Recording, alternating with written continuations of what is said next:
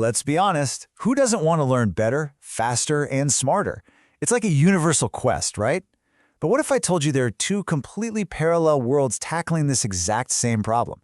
On one side, you've got the official science, trying to bring neuroscience into our schools. And on the other, well, there's a DIY underground of people literally hacking their own brains in their basements. Today, we're going to explore both of these fascinating worlds, starting with the one trying to revolutionize our classrooms. So let's start with the official side of things, and a huge, expensive problem in education, professional development, or PD. Billions, and I mean billions, are spent on it. But as this quote from a Boston Consulting Group report makes painfully clear, most teachers think it's a waste of time. There's this massive disconnect between what we know about how people learn and what we're actually doing to train our teachers. And this number, this just drives the point home, 80%. According to the U.S. Department of Education, that's how many K-12 teachers get sent to these one-off workshops. We know for a fact that this is pretty much the least effective way to create any real lasting change. So why do we keep doing it? Well, that question leads us right into what researchers call the lab-to-classroom gap. You've got all this incredible, groundbreaking science happening in neuroscience labs, but almost none of it makes its way to teachers in a way they can actually use. But, some people are trying to fix that. This is Dr. Jared Cooney Horvath. He's a cognitive neuroscientist, and his whole mission in life is basically to build a bridge across that gap. See, he's not about telling teachers what to teach. Instead, he wants to give them the tools to understand why certain teaching methods work, all based on how the human brain is actually wired. So let's dive into a couple of his key insights that come straight from brain science. And just a heads up, a few of these might completely upend what you've always believed about how we learn. It gets pretty interesting. Seriously, think about it for a second. You're watching a presentation or a movie with subtitles. Do you think you're actually doing both at once? This simple question gets at a really fundamental limit of our brains, and it has huge implications for how we should be teaching. Okay, so here's the secret. It all comes down to something called the attentional bottleneck. As far as your brain is concerned, that little voice inside your head when you read and the voice of someone talking out loud, they're both just voices. And you can't truly process two different language streams at the exact same time. It's impossible. What you're actually doing is switching back and forth between listening and reading really, really fast. But you're never, ever doing both simultaneously. So that's how our brain handles information coming in at the same time. But what about where we learn? This brings us to another huge concept: context-dependent learning. And trust me, this one is a total game changer.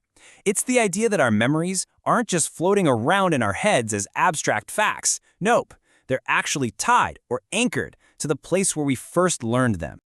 So what does this actually mean? Well, if you only ever study for a big test at your desk, in your quiet room, your brain links that information to that specific desk and that specific room. Then you go to take the test in a totally different, noisy classroom, and suddenly, it's harder to remember.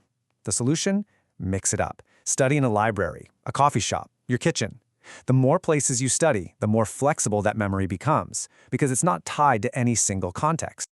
This idea even applies to how we read.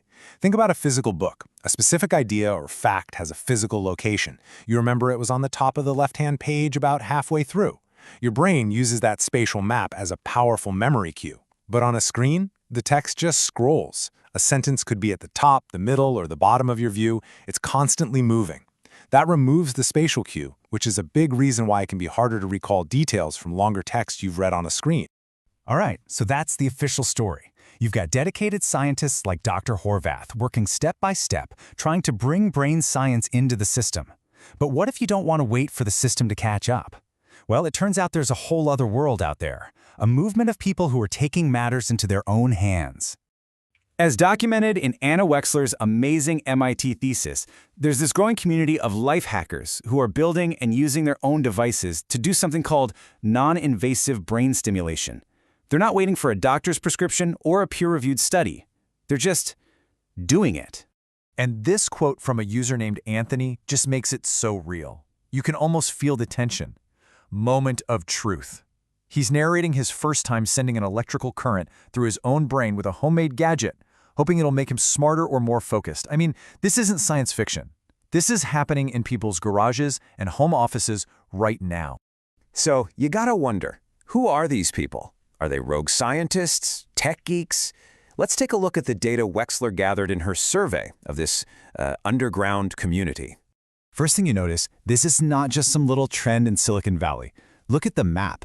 It's a global thing. Yeah, the majority, almost 70%, are in the US, but you've got users all over Europe, Canada, Australia. It's everywhere. But this is the data that really makes you stop and think. It's the money. The gray bars show the income distribution for the general population in the US. Now look at the blue bars. Those are the DIY brain stimulators. See that huge shift to the right into the higher income brackets? This isn't a fringe activity. It's being driven by the affluent. So what does this all tell us? It tells us that the folks pioneering this DIY brain hacking movement are, for the most part, educated and well off. They've got the resources and the drive to go after cognitive enhancement on their own terms, without waiting around for the slow grind of official science and government regulation. And that's where our two stories collide. You have the slow, careful, methodical work of translating lab science for the classroom. And at the same time, you have this fast-paced, unregulated world of self-experimentation exploding in parallel. But when you step back, you realize that the neuroscientists working with teachers and the DIYer hooking electrodes to their own head, they're both driven by the exact same desire: to unlock the brain's potential. Both of these worlds, in their own very different ways, are pushing the limits of what we know about how we learn. So that leaves us with this huge, fascinating question for the future. As we keep unlocking the secrets of the brain, and as these two worlds, one driven by peer-reviewed science, the other by personal trial and error, keep racing forward, who gets to write the user manual for the human brain? The experts or the users themselves? It's something to think about.